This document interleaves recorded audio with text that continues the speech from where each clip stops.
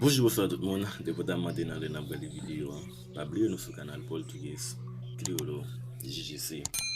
Et je dis à nous pour une petite vidéo qui est vraiment important. Côté que nous pourrons apprendre, nous faire une petite conversation qui est vraiment courte et vraiment simple en portugais créole. Pour nous commencer, nous avons tout entré dans la conversation droite.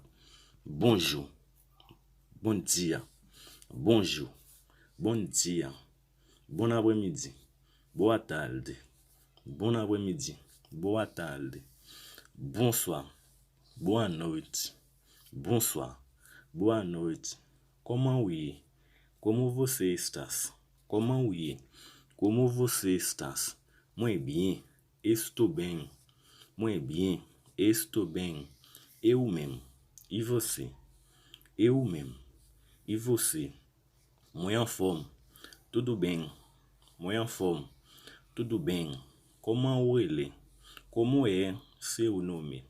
Como ele? Como é seu nome? Ele Jean. Meu nome é Jean. Ele Jean. Meu nome é Jean. Combien o ganhei? Quantos anos você tem? Combien o ganhei?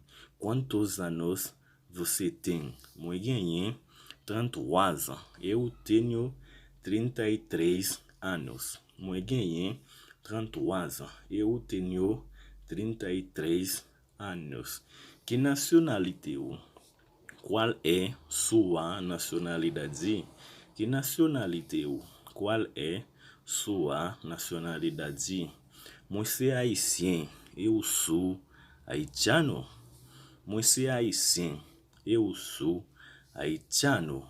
Que côté o sorti? De onde você é?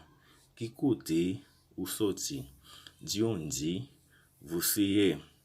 Eu sorti Haiti. Eu venho de Haiti. Eu sorti Haiti. Eu venho de Haiti. Que língua o parle? Qual língua você fala? Que língua o parle? Qual língua você fala? Eu falo crioulo. Eu falo crioulo. Eu falo crioulo. Eu falo crioulo. O pas gen petit? Você não tem filho?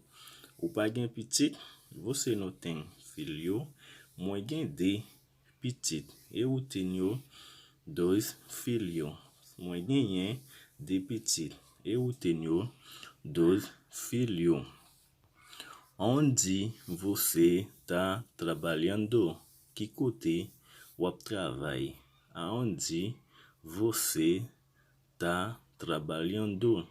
Que côté o trabalho? Muito content reconheço. Muito prazer. Muito content reconheço. Muito prazer.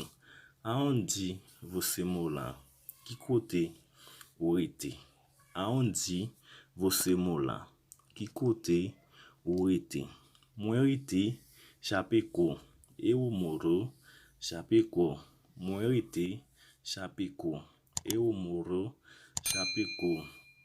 Muito content reconheço. Muito prazer. Muito content reconheço. Muito prazer. Merci. Obrigado. Merci. Obrigado. Ok. Merci tout le monde. Nous campons là pour vidéo.